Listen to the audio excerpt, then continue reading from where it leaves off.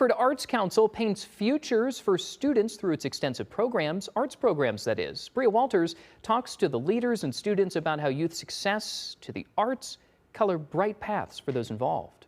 Just keep arting. Lisette Tolato just graduated from Northern Illinois University with her Bachelor of Fine Arts.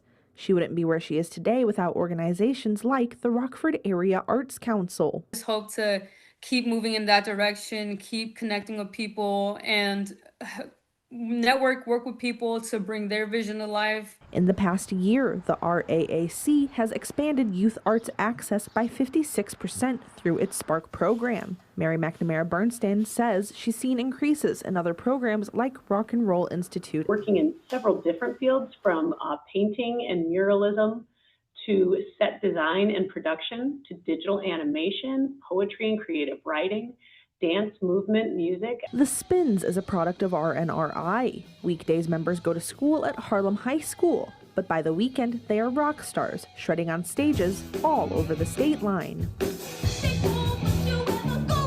Rockford Institute is giving those younger musicians a chance to be on the big stage like at the Hard Rock Casino. Being involved with the arts as a teenager pushes Sierra Van Lake to dream big for the future. I really do see myself like teaching people and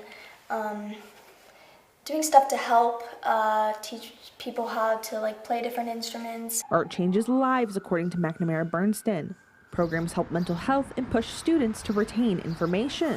They're 5 times more likely to stay in school and 2 times more likely to go on after high school and get certifications or a graduate or a bachelor's degree. Look at what your local schools have to offer, because they offer a lot. If you look for it, you'll find it. In Rockford, Bria Walters, WYFR News. The Arts Council works to secure multi-year funding for Spark Youth programs. Funding would expand Spark programs to include seniors and veterans.